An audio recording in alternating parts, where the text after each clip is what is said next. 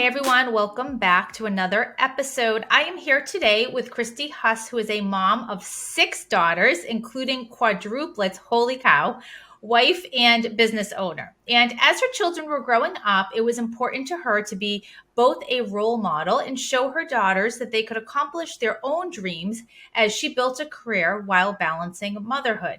She wrote the book Empty Besting: Breakthrough 12 Empty Nest Myths so that you can adopt new truths and live your best life. It's Kristi's mission to facilitate transformational, incredible experiences for women to enter the next phase of their life with confidence. Hey, Kristi, welcome. Hi, thank you so much for having me. So let me just start. How did you kind of find yourself in the space of talking about empty nesting and writing this book? Like, what's your background? Well, I'm a travel advisor by day. I've been doing that for over 20 plus years. And balancing motherhood and my career was always something I found myself reevaluating as I Mm, had more and more kids, especially after I had the quads. yeah, And when I was faced with the empty nest, I kind of started examining what my next phase of my life looked like. yeah. And in that, I had to start working on what it was that I wanted to get back to for me, which was writing. So I knew I always wanted to write a book, and I had several books in me. And because I was just recently going to be an empty nester, I thought that's the first subject I'm going to tackle. How old are your kids? So they're 25, 24, and then the quadruplets will be, they're 20. So they are officially out of the house, or did they bounce back like they all do? Well, they do kind of bounce back. I call it empty nest whiplash. You get kind Yeah. of used to you kind of get used to them being gone and they're away at school, and then they come home for the holidays, Yeah. which is fun, but it's a little bit different when they come home, of course, and then they go back up to school and home for the holidays. Mm. Some are home for the summer, some are not. So you kind of go through phases before they're like all officially out of the house. So what did you go through when you got to that point when it was like, okay, the last four are out, and now I am officially an empty nester? Like, what kind of emotions were you experiencing? Well, I think like a lot of people I talk to, I was kind of in denial. You Mm, just kind of you're in it, you're busy, you're ready to have all those senior milestones, and you're kind of just tied up in the emotions and the investing in what they're going through. And when they were seniors, that's when COVID first hit. So all of a sudden they were at home 24/7. So all of yeah. we just went through a lot of really weird time because of the pandemic where all the stuff we thought we were going to go through, we didn't get to go through. So my work also came kind of to a standstill, my travel business. And so Yeah. I just had a lot of time on my hands to all of a sudden really sit there and think, what is this going to look like for me? So I had to kind of face that denial and get to work on myself. Hmm. So, what is a myth that people have about being an empty nester? So I think a lot of the myths are that it's going to be a sad and lonely time, that you lose your purpose and your identity. Those are some real biggies. I think that's something we kind of have to work on. Yeah. That everyday life is going to be boring, like your best years are past. There's so many, and I think it depends who you talk to. But I would say probably the biggest would be the purpose and identity factor. So, in what way? Can you talk a little bit more about that? Yeah, that your purpose of being a mom, you're really lost now that you feel like, now what is my purpose? Even if you have a successful career Yeah. or you've got other things going for you, I think that's filled in as our primary purpose as a mom. That when they're ready to leave the house, you kind of find Yeah. yourself questioning who I am, and what am I meant to do? Like, is this it? Yeah, right. So what does someone do then? If someone I have friends who are going through that right now, who have my son is still in high school but starting to think about college. My stepkids are in college, and I have a lot of friends who are at that point in their life too, where their kids are off and about to leave, or some have left, and they've all kind of handled it in different ways. Like some people have really struggled with it, and some people have just flowed with it and like, all right, great, now I'm going to start traveling and do all of these things. But for the person who's really struggling with that, what do they do in order to kind of tap into who they were before their identity was, mainly mom? Right. So I think we all kind of, like you mentioned, we struggle with different things. Mm, Some people are going to have it worse in some areas than another. So for someone to say, well, this is what you need to do, that's going to be different for each person. what I kind of think is to kind of simplify it is break things into like 4 quadrants. So one being your health and wellness, that's quadrant one. Another being your career and your hobbies. Another being your relationships with either your partner or your friendships. And then the last one being your spiritual with your either your faith, your mindset, your connection with yourself. So kind of evaluate those 4 quadrants and number them and figure out which one do you got, which one you have good, and then which one are you struggling with the most, and maybe tackling that first one first. So if it's your career and your hobbies and your passion, then that's what you're going to really start to work on and try to dig down and see what I guess what you're passionate about. Mm.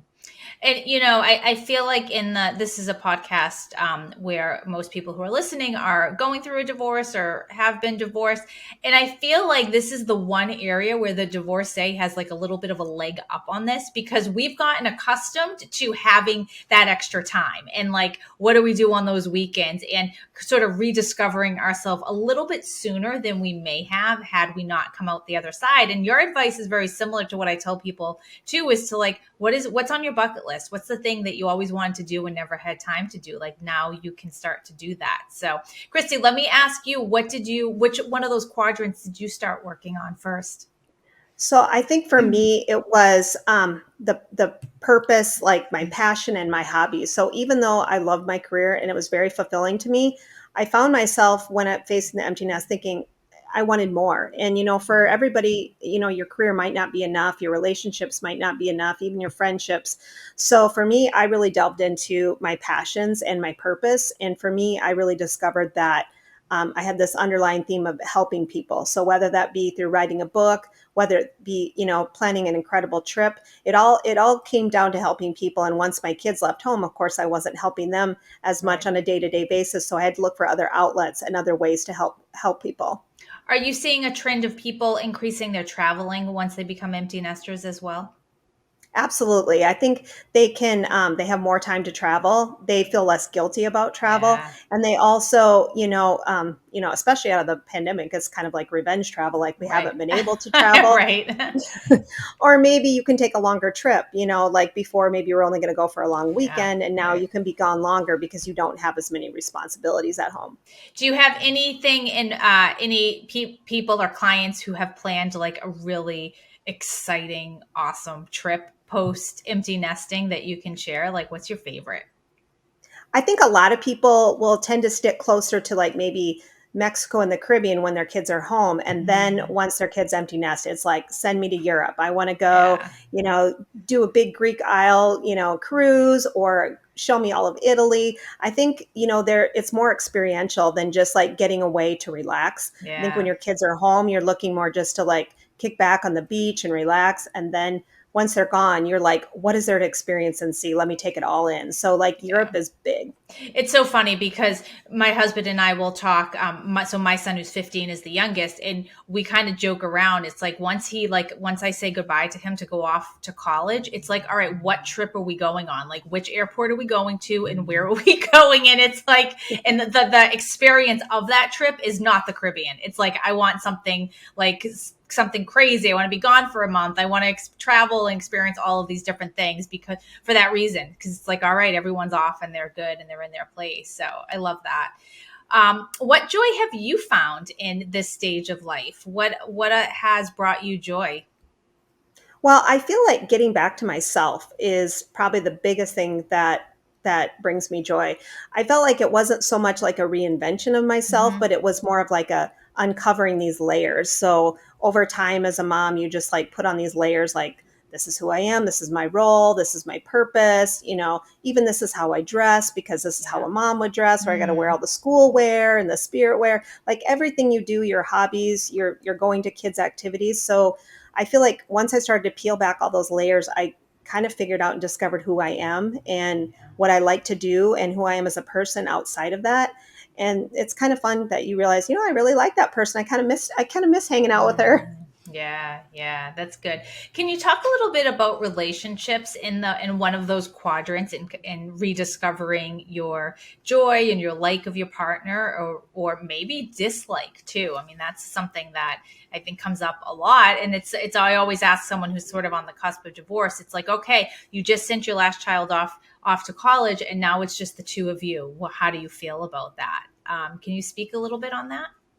Yeah, I feel like a lot of empty nesters I talk to, that's either a positive that they are Yeah, really looking forward to spending more time with their spouse, or it's like a fear, like, oh no, what are we going to have in common? yeah, Maybe they've been kind of putting things on, like just cruise control for a yeah, while, and now, okay, now we got to deal with whatever's going on. So I think it could go both ways, especially if one person is really ready to take on that, transformation or really work on themselves, and the other person just, fine with the way things are. mm, I feel like your support system and your friendship is one, that you think is fine. Your friends are pretty established, but that can really change as yeah, well, because so much of that is built in by the people that you're spending time with, on the bleachers, or that you're hanging yeah, out with your kids' activities. So your friendships, you have to be a lot more intentional, because your social activities aren't yeah. built in either. So I think it can affect both, relationships with your partner or your friendships. Yeah. The subtitle of your book is Breakthrough 12 Empty Nest Myths. Can you share some of those? Yeah, sure. So I broke it up kind of in four quadrants. Again, I guess I'm stuck on the number four. So, four. So I broke it up in like daily life, special occasions. Well, I'm sorry, everyday life, internal voice, inner Mm. circle, and passions. Ooh. And within those four sections, like the inner circle kind of talks about the relationships. The passions talks about the purpose, the identity, and career. So the who, what, and why. And then in the internal voice, we deal with like self doubt, emotions, and control. So I kind of break it down, and people can kind of jump around with that, whatever things that they think that they're struggling with the most. So, if it's, the self doubt, go to that chapter. You don't have to like read it all in sequential order. Hmm. Okay. And so can we talk a little bit about the book and what inspired you to write it, and how long did it take you? Like, I love asking authors what the writing process is for them, because it just intrigues me, because everyone has such a different version of that. So what was yours? So for me, I'm really structured. I kind of have to hold myself to a timeline and accountability person. And she challenged me to a chapter a week. And she's like, "Do you think you can do that?" And I'm like, "Well, if you gave me 3 weeks, I'd take three. If you gave me a month, I'd take a month a Interesting. chapter." So I set up about a week, chapter a week, knowing that if I didn't hit it, I wasn't gonna like feel terrible about it. But Hmm. I kind of started in mid March of last year and was done at the beginning of the summer. So it took me about 12 weeks to finish. Wow. And I guess when I went into thinking about the empty nest, I was a big researcher. So looking everywhere for what I could find on empty nest. And a lot of it seemed really dark and sad. And I was like looking for some like how to guide, how to empty Yeah. nest, in 12 steps. So I couldn't really find what I was looking for. So I decided to kind of create my own. And then Interesting. I decided, well, and that I could share it with others. So because I wanted to write it, it just kind of all clicked together that that's what I wanted to do. And like, I poked around Amazon. It doesn't seem like there are a lot of books like this out there. It seems like it's like a chapter of your life that most people enter into, and there isn't a whole lot of conversation about it, which I thought was really interesting and fascinating, because everyone experiences that sort of empty nest syndrome at some point and has emotion attached to it. Why do you think that we aren't talking about that? I don't know. It's very, very true, because you look at all the childhood books when, Hmm. what to expect when you're expecting, and Right. you have all these, even Mia having multiples, there's all these books about what it's like to have multiples. But you're right, with the empty nest, I couldn't find a lot out there that really resonated with me. And I don't know if it's just because we as a society are kind of in denial, like that it's going to happen, because Yeah. everybody's going to get Right. there. And then you're all kind of like, now what? Or everybody's supposed to think, Mm, oh, we got this. It's not that big of an issue. But the more I talk to women, I find out it is an issue. We all yeah. experience a lot of struggles with it. Yeah. I have some friends who are dealing with that, and they have in turn started businesses, which I thought was just a really interesting and creative way. They've always wanted to do that and haven't had the time. And they've started businesses making t shirts and making products and doing something that they never thought that they had the time for before, but it's like they're learning something new as they go, which I thought was a really, a great way too, to kind of fill up that time. And I think when you're trying to learn something and educate yourself, like you forget how maybe sad you are because your kid's bedroom is empty, or, forget how much time that you now have. Yeah, I in my book I had featured several women called empty besters, where I came across many of them because I kind of did like a social media cleanse. And as my Mhm. kids were, getting ready to leave the house, I started unfollowing things that were making me sad about them leaving, and kind of looking for people that were in the empty nest that were inspiring to me. Interesting. So I kind of changed my social media landscape, and I came across a lot of these women, and I still to this day keep that's who I'm following, people that are doing really fun Mhm. things in midlife or in the empty nest, and that bring positivity and connecting with those women, because that really helps my mindset and my motivation. And I love inspiring other women like that as they're want to write a book, or as they're wanting to start something in the empty nest, even if they've never done it before. So were you unfollowing friends? Did they know that you were unfollowing them?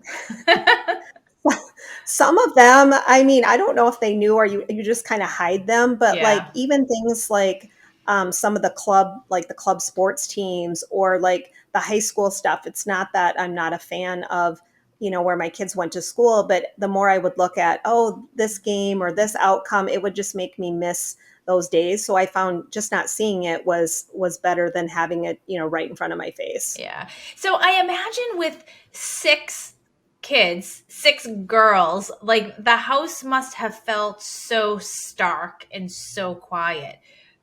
Did you ever have a moment just sitting there and taking it in and being like what were your thoughts in that moment? Like first real kind of moment where I was really shaken was I had never really been good for even going for a walk by myself. Mm, So I'd always had either with my friend or my husband or one of the girls, especially because they were home during COVID. We would go and take my dogs for a walk. So I never really went for a walk by myself. So that first time I went for like a solo walk, I was like kind of terrified. And I met this woman we always met. And she looked at me, she goes, "Where's your squad?" And I was like fighting back tears, like, I can't even go for a walk by myself. So I mm, think that was one of the first realizations that hit me. But I started really at that point, I was never into podcasts. It was a little over a year ago. And I started listening to podcasts. And yeah. now it is my favorite time to just, connect with a good podcast and walk. Yeah. I'm almost, kind of bummed if I have to go for a walk with somebody. I love that alone time now. I love that. But you know what? That's so true, is just learning how to spend time alone and by yourself. And again, the parallel to divorced is like uncanny, because it's the same thing that someone goes through there too. It's like, how do you spend time by yourself, and learning how to do that and resisting the urge to like fill it with time fillers and like stuff, just because you don't want the pain of like sitting by yourself. Was that something that you really had to work at? Yeah, just being okay with being alone, liking to spend time with myself. Writing was a big thing that I uncovered when I went back to even to my high school days. Mm, Just being able to write and journal, yeah, not just even writing a book, it might be a blog, or just my gratitude every morning. Having yeah. that time of reflection.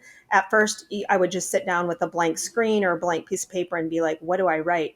But now it's really an enjoying process, and I really Mm. have liked uncovering that. But it's not like overnight you just flip a switch and you're like, "Hey, wow, I really like this." It takes a little bit of practice and some daily, that morning gratitude. I write down 6 things every morning to start my day, and that sometimes just sparks maybe what I want to think about or create to kind of set the tone.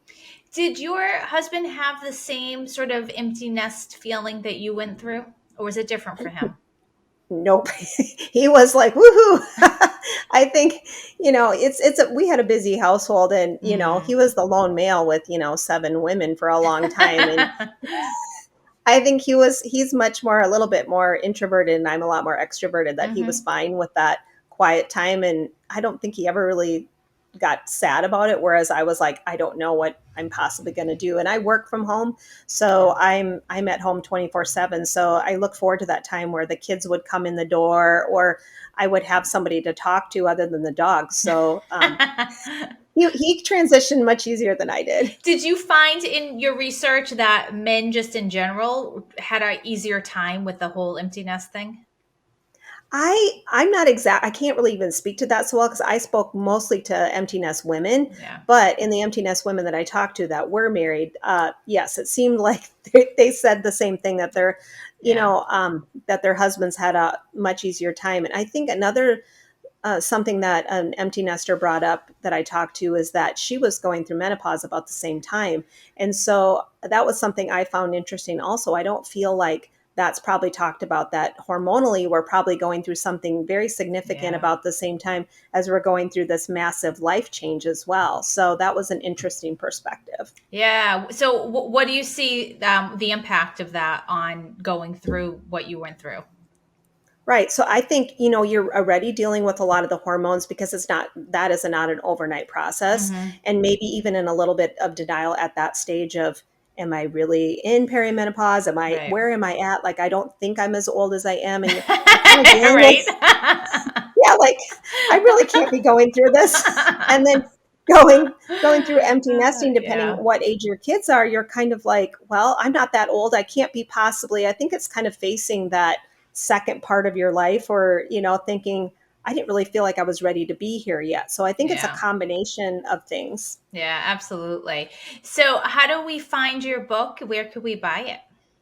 So my book is on Amazon, so you can find it there. I also have a website, emptybesting.com. So you can find it either place, and always connect with me on social media. I love to inspire and Mm. support other women that are looking to challenge themselves in the empty nester in the second phase of life. Christy, do you have a small group coaching program? Because I feel like if you don't, that's maybe the next thing that you need to have. Yes, actually, I'm creating that right now. That will be after the first of the year, if that might be when this is airing. But yes, I am working on some small group coaching that we can do this together for women that Yeah. are seeking change. And I think that that's what it all comes down to, is like just the connection in the community and saying like, hey, I'm not going through something alone. And then you bring people Mhm. together who are going through that same thing. And you can kind of like, maybe you're crying on each other's shoulder, maybe you're sharing the joy that you've had or something that you've done independently. And I think that it just makes going through anything that you're going through so much better when you have someone to share that with. So my guess is there's probably not a whole lot of people out there doing that or having something so niche down to that period in your life. So you may be onto something there. So cool. I hope so. I hope so. I hope we're, like I said, we're in this together, and it was hard for me to find something, so I want to be that person that other people can reach out to.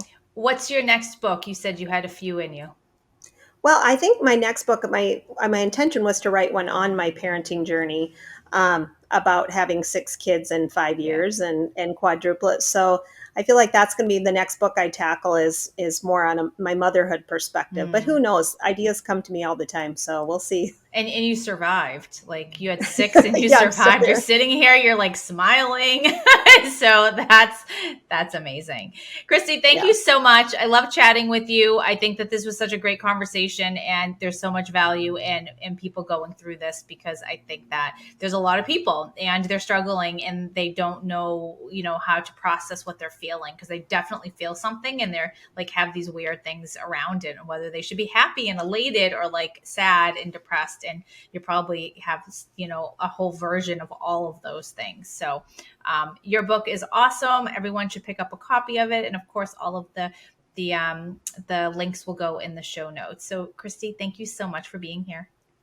Thank you so much. I really appreciate the opportunity.